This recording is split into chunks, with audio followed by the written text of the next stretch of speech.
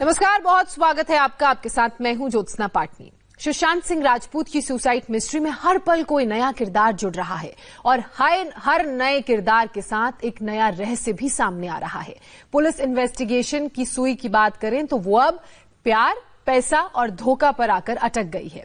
India TV की इस खास रिपोर्ट में देखिए अभी तक इस जांच में कितने किरदार सामने आए और इनके पीछे की कहानी क्या है।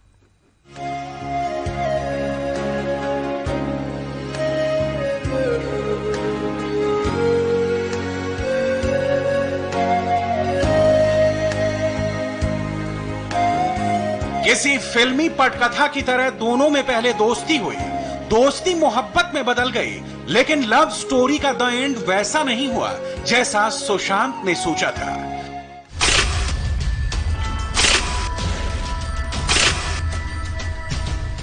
प्यार में मिले धोखे वाली हेट स्टोरी का बंद पन्ना जब खुला तो खूबसूरत रिया की नई कहानी सामने आई। यकीन मानिए 6 पन्नों में मोहब्बत के उस जाल की कहानी है जिसमें फंसकर सुशांत सिंह का दम घुट गया। एफआईआर के मुताबिक रिया चक्रवर्ती एंड फैमिली की साजिश में सुशांत सिंह फंस गया था। क्या सुशांत और रिया की पहली मुलाकात से लेकर आखिरी मुलाकात तक हर पन्ना पहले से स्क्रिप्टेड था? क्या सुशांत की जिंदगी के आखिरी पन्ने की स्क्रिप्ट रिया ने पहले ही लिख रखी थी? क्या सुशांत की दौलत और शोहरत को सीढ़ी बनाने के लिए रिया ने खतरनाक ट्रैप बिछाया था? सुशांत और रिया की स्टोरी का ब्लैक मैजिक कनेक्शन क्या है? लॉकडाउन में सुशांत की 15 करोड़ किस लॉकर में शिफ्ट किए गए और क्यों? रिया और सुशांत की पर्सनल लाइफ का एक एक पन्ना जो अब तक नहीं खुला, आज खुलेगा। सुशांत की स्टोरी को समझने के लिए पहले आपके लिए कुछ किरदारों का बायोडाटा जानना जरूरी है। ये वो किरदार हैं जिनके इर्द गिर्द पूरी कहानी घूम रही है, सबका रोल है और सुशांत के मौत में मुजरिम है, यानी एफआईआर में आरोपी। किरदार नंबर 1 रिया चक्रवर्ती, सुशांत की माशूका। किरदार नंबर 2 इंद्रजीत चक्रवर्ती, रिया के पिता। किरदार नंबर 3 संध्या चक्रवर्ती, रिया की मां। किरदार नंबर 4 शोभित चक्रवर्ती, रिया का भाई। किरदार नंबर 5 सैमुअल मिरांडा, सुशांत रिया का मैनेजर। किरदार नंबर 6 श्रुति मोदी, सुशांत की मैनेजर। 14 जून 2020 से पहले तक सुशांत और रिया की इन तस्वीरों को देखकर यही कहा जाता था कि जोड़ी शानदार है, लेकिन सुशांत के इसी पार्टनर पर मौत वाली साजिश की मास्टरमाइंड होने का आरोप लग रहा है। सरल शब्दों में कहें तो सुशांत की दौलत और शोहरत का इस्तेमाल करने के लिए रिया ने साजिश की बिसात पर प्यार का ड्रामा किया। इस साजिश में रिया और उसका पूरा परिवार इन्वॉल्व रहा। साजिश का चैप्टर नंबर 1 मोहब्बत का ट्रैप। एफआईआर के मुताबिक रिया का मोटिव एकदम क्लियर था, सुशांत सिंह को मोहब्बत के जाल में फंसाकर उसकी दौलत को ऐंठना, सुशांत के सभी संपर्कों को यूएससी करके खुद को बॉलीवुड में एस्टैब्लिश करना और काम पूरा होते ही सुशांत को दूध में मक्खी की तरह से निकालकर फेंक देना। सुशांत के पिता को बात नहीं करने देती थी ये रिया। जब ये फोन करते थे, बॉडीगार्ड के थ्रू भी फोन से बात करना चाहते थे तब भी नहीं करने देती थी। इसलिए जो एक डिस्टेंस बना दिया उसने सुशांत सिंह के साथ, ये इस क्राइम का बुनियाद है और उसी बुनियाद के बेसिस पे इसने आगे उसके माइंड को कंट्रोल किया। रिया की मीठी मीठी बातों को सुशांत प्यार समझता रहा, पूरी जिंदगी साथ जीने के सपने देखता रहा, लेकिन इसी प्यार में छिपे धोखे की वजह से सुशांत धीरे धीरे उस दलदल में धंसता चला गया जिससे निकलना मुश्किल ही नहीं, नामुमकिन हो गया। सुशांत के घर वालों द्वारा लिखाई गई एफआईआर के मुताबिक सब कुछ प्लानिंग के साथ किया गया। साजिश का चैप्टर नंबर 2 सुशांत से विश्वासघात। छोटी सी मुलाकात से शुरू हुई दोस्ती अब प्यार में बदल गई। यहीं से कहानी में कुछ और किरदारों की एंट्री हुई। इन किरदारों का काम रिया के इशारे पर सुशांत के दिमाग पर काबू पाना था। ये तभी मुमकिन होता जब सुशांत का उसके परिवार से कनेक्शन पूरी तरह से काट दिया जाता। इसके लिए शातिराना अंदाज में सुशांत के भरोसे और प्यार को हथियार बनाकर गर्लफ्रेंड रिया ने इस्तेमाल किया।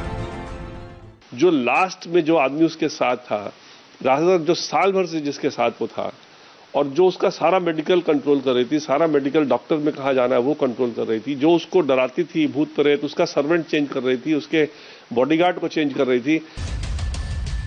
साजिश का चैप्टर नंबर 3 रिया का इमोशनल अत्याचार। रिया ने अपने मोहब्बत वाले ट्रैप से सुशांत के दिमाग को कंट्रोल करना शुरू कर दिया। सुशांत तो रिया में अपनी जिंदगी को खोज रहा था, लेकिन रिया तो सुशांत की जिंदगी को तबाह करने में जुटी हुई थी। प्यार का सब्ज बाग दिखाकर पहले रिया ने सुशांत की उसके घर वालों से बातचीत बंद करवाई और फिर सुशांत के करीबियों को एक एक कर बदलना शुरू कर दिया ताकि इस पूरे खेल को आसानी से अंजाम दिया जा सके। रिया में सुशांत मोहब्बत खोज रहा था, लेकिन रिया तो अपना मतलब सीधा करने में लगी हुई थी, यानी सुशांत की दौलत और सुशांत की शोहरत का पूरा फायदा उठाना। इसी कड़ी में रिया एंड फैमिली ने सुशांत के दिमाग को इतना अशांत कर दिया कि उसे इलाज की जरूरत पड़ने लगी। ये इलाज सुशांत को ठीक करने के लिए नहीं, बल्कि उसे दिमागी तौर पर इतना बीमार करने के लिए था कि वो टूटकर मौत को गले लगा ले। वो इनफैक्ट उनको बड़ा डर लगा रहता था कि ये मीडिया में मेरे मेडिकल रिकॉर्ड को डिस्क्लोज कर देगी, और वो उसका एक ब्लैकमेलिंग पॉइंट था।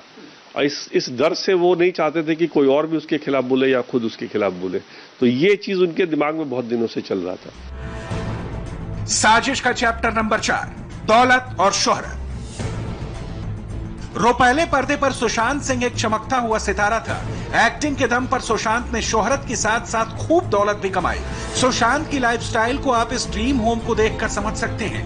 क्या नहीं था इस आलीशान घर में, दूरबीन से लेकर एंटीक सजावट तक, घर के गैराज में मैसेराटी कार से लेकर BMW बाइक तक।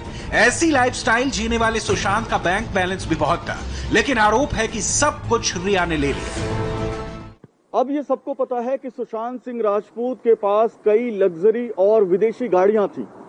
सुशांत सिंह राजपूत के बैंक अकाउंट में भरपूर पैसा था, लेकिन ये बात किसी को नहीं पता है कि सुशांत सिंह राजपूत के बैंक अकाउंट से किसी ने किसी अनजान बैंक अकाउंट्स में 15 करोड़ रुपए ट्रांसफर करवाए। बिहार पुलिस सुशांत सिंह राजपूत के इन्हीं बैंक अकाउंट्स को खंगाल रही है कि आखिर वो कौन है जिसने सुशांत सिंह राजपूत के बैंक अकाउंट से किसी अनजान अकाउंट्स में इतनी बड़ी रकम अलग अलग समय में ट्रांसफर करवाई। जाहिर है जैसे जैसे सुशांत सिंह राजपूत के बैंक अकाउंट्स की डिटेल सामने आएगी, कई अनसुलझे और अनजाने राज भी खुलकर सामने आने लगेंगे। साजिश का चैप्टर नंबर 5, रिया का काला जादू। रिया और सुशांत की लव स्टोरी में ब्लैक मैजिक वाला पन्ना लिखा गया। ये पन्ना इसलिए लिखा गया ताकि सुशांत का घर बदलवाया जा सके। आरोप के मुताबिक ब्लैक मैजिक और भूत प्रेत की बातें सुशांत के दिमाग में डाली गई। मकसद था सुशांत को उसके ही परिवार से निकालकर अपनी लोकेशन पर ले जाना, जहां सुशांत को कठपुतली बनाकर अपने इशारे पर नचाना, और यही हुआ भी। रिया एंड कंपनी निर्माता निर्देशकों के सामने यही शर्तें रखते कि सुशांत फिल्म तभी करेगा जब उसकी हीरोइन रिया होगी। साजिश का चैप्टर नंबर 6, रिया की ब्लैकमेलिंग। आरोप के मुताबिक सुशांत की दौलत और शोहरत का इस्तेमाल करने के बाद रिया ने अपने लिए एग्जिट प्लान तैयार कर रखा था। रिया ने फिल्में नहीं मिलने की वजह से सुशांत के डिप्रेशन का भरपूर फायदा उठाया। प्लान के तहत सुशांत को ज़हनी तौर पर अनफिट बताया और फिर धमकाया कि मेडिकल रिपोर्ट को सार्वजनिक करके इंडस्ट्री में बदनाम कर देगी। सुशांत डर की वजह से खामोश रहा, और तो और जब सुशांत फिल्म इंडस्ट्री छोड़कर ऑर्गेनिक फार्मिंग के बारे में सोच रहा था तो रिया ने रोक दिया, क्योंकि रिया को पता था कि सुशांत के जाने का मतलब है उसके बैंक बैलेंस से हाथ धो देना। आरोप के मुताबिक रिया लगातार सुशांत पर प्रेशर बिल्ड करती रही, उसके प्यार के बहाने दिमाग से खेलती रही, यहां तक एक दिन घर से सारे सामान, कैश और तमाम सबूतों को साथ ले गई। ये सब उस स्क्रिप्ट का हिस्सा था जिसके लास्ट चैप्टर में सुशांत की खुदकुशी के बारे में लिखा गया था, और यही हुआ। अब पटना में FIR दर्ज हो गई है। मुंबई में रिया को सेंटर में रखकर सुशांत के घर वालों के 7 सवालों की जांच हो रही है।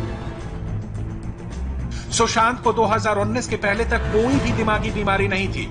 रिया के संपर्क में आने के बाद अचानक मानसिक रूप से बीमार कैसे हो गया? अगर उसका इलाज चल रहा था तो हमसे लिखित या मौखिक मंजूरी क्यों नहीं ली गई, जो जरूरी है? रिया के साथ सुशांत का इलाज करने वाले डॉक्टर ने क्या दवाएं दी, वो भी इस साजिश में शामिल है। मानसिक हालत नाजुक होने पर रिया ने उसका ठीक से इलाज क्यों नहीं कराया? वो सारे पर्चे साथ क्यों ले गए? सुशांत के एक बैंक खाते में 17 करोड़ रुपए थे, जिनमें से साल भर में करीब 15 करोड़ रुपए निकाल लिए गए। ये पैसे किन खातों में गए? सुशांत बॉलीवुड में नाम कमा चुके थे। ऐसा क्या हुआ कि रिया के आने के बाद उसे फिल्में ही मिलना बंद हो गई? दोस्त महेश के साथ सुशांत ऑर्गेनिक खेती के लिए केरल में जमीन देख रहा था, तब रिया ने उसे रोकने के लिए ब्लैकमेल किया। रिया के खिलाफ कानून की जिन धाराओं में केस दर्ज हुआ है उसे भी समझिए। धारा 306 खुदकुशी के लिए उकसाना, धारा 341 किसी को गलत तरीके से रोकना, धारा 380 घर में चोरी, धारा 406 विश्वास का आपराधिक हनन, धारा 420 छल करना। बेसिक स्टेज में इन्वेस्टिगेशन है। जब बेसिक स्टेज इन्वेस्टिगेशन है तो बहुत प्रिलिमिनरी फैक्ट की हम लोग इंक्वायरी करते हैं, वो भी बहुत प्रिलिमिनरी फैक्ट इंक्वायरी हो रही है। बाद में आगे चल के इन्वेस्टिगेशन एक दिशा पकड़ेगा। अच्छा, क्या जो रिया ने बयान दिया था अब तक उसकी कॉपी आप लेना चाहेंगे? चूंकि जाहिर है उसके आधार पर आपको आगे जांच में मदद मिलेगी। जो केस डायरी हुई होगी वो आप लोग मांग रहे होंगे? ऐसा तो मैं नहीं कहूँगा, अभी ऐसा कहना उचित भी नहीं होगा, और बहुत बेसिक स्टेज में इन्वेस्टिगेशन है। मामला दर्ज हो चुका है। बिहार पुलिस मुंबई में डेरा डाले हुए है और रिया चक्रवर्ती एक्शन से बचने के लिए वकीलों से मिलकर कानूनी रास्ते खोज रही है, लेकिन आरोप संगीन है और जब तक रिया के रोल की संपूर्ण जांच नहीं हो जाती तब तक रिया का बचना मुश्किल है। रिया चक्रवर्ती ने इस मामले की जांच से बचने के लिए कानूनी दांवपेच का इस्तेमाल करते हुए अब सुप्रीम कोर्ट का दरवाजा खटखटाया है। रिया ने सुप्रीम कोर्ट में याचिका दायर की है कि इस मामले की जांच को बिहार से मुंबई ही ट्रांसफर कर दिया जाए। हालांकि सुप्रीम कोर्ट में पिछले ऐसे कई फैसले देखे गए हैं जिसमें सुप्रीम कोर्ट ने एक ही मामले में कई राज्यों में दर्ज हुई एफआईआर को उस राज्य को ट्रांसफर किया है जिस राज्य में उस मामले की जांच सबसे पहले शुरू हुई थी।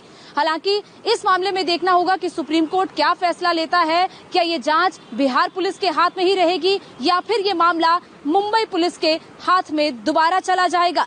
कैमरा पर्सन मनोज कुमार के साथ गौनिका अरोड़ा, इंडिया टीवी, दिल्ली। तो उधर बिहार सरकार के मंत्री संजय झा ने सुशांत सिंह राजपूत सुसाइड केस पर बड़ा बयान दिया है। उन्होंने अपने बयान में कहा है कि अगर परिवार के लोग सीबीआई जांच की मांग करेंगे तो सरकार सीबीआई जांच की सिफारिश जरूर करेगी। संजय झा ने मुंबई पुलिस पर सुशांत सुसाइड केस को ठीक से नहीं हैंडल करने का भी आरोप लगाया है। इंडिया टीवी संवाददाता नीतीश चंद्र से बातचीत में संजय झा ने और क्या कहा, आइए सुनते हैं। संजय जी, महाराष्ट्र सरकार ने तो इनकार कर दिया, सीबीआई जांच अभी नहीं होगी। बिहार सरकार का क्या स्टैंड है? देखिए, बिहार सरकार के पास उनके परिवार के लोग आए थे। उन्होंने मुख्यमंत्री जी को अप्रोच किया कि उनके साथ न्याय होना चाहिए, और आप जानते हैं उसके बाद उनके पिताजी, इसमें सबसे बड़ा विक्टिम कौन है? सबसे बड़ा विक्टिम जिसका बेटा गया है, जो 74 साल के हैं, वो सबसे बड़े विक्टिम है। और उनको लगता है कि मुंबई पुलिस शायद सही दिशा में जांच नहीं कर रही है, और वो आकर के पहली बार एफआईआर हुए, इससे पहले एफआईआर नहीं हुआ था। तो जो सुशांत के फादर हैं वो एफआईआर किए हैं पटना में, और बिहार सरकार इमीडिएटली बिहार पुलिस को भेजी है कि वहां जाकर के जो भी फैक्ट्स है मुंबई पुलिस से कोऑर्डिनेट करके उसको जांच करने के लिए। और मुझे लगता है कि और सरकार सुशांत को न्याय मिले इसके लिए जो भी कुछ करना होगा वो करेगी। यदि सीबीआई जांच की आवश्यकता होती है, परिवार के लोग इस तरह की बात कहते हैं, तो क्या बिहार सरकार इसके लिए तैयार है? बिल्कुल, अगर परिवार के लोग चाहेंगे कि नहीं सीबीआई से जांच हो तो बिहार सरकार बिल्कुल उसके लिए जो भी कुछ करना होगा करेगी। लेकिन फिलहाल जो मेरी जानकारी है कि उनके परिवार के लोग चाहते हैं, क्योंकि ये ओल्ड एज आदमी है और वो ट्रैवल नहीं कर सकते हैं और उनको शायद उतना ट्रस्ट नहीं है, तो वो चाहते हैं कि बिहार में जांच हो। तो अभी फिलहाल बिहार में इस केस का जांच बिहार पुलिस जाके कर रही है। बिहार में एफआईआर दर्ज हो गई है तो तकनीकी रूप से इसकी अनुशंसा बिहार सरकार कर ही सकती है कि सीबीआई जांच हो इसकी। मैंने कहा अगर उनका परिवार कहेगा, ये तय करना उनके परिवार को है कि जिसमें भी उनके परिवार को संतुष्टि होगी, उनको लगेगा कि बिहार पुलिस सही जांच कर रही है तो बिहार पुलिस जांच करेगी।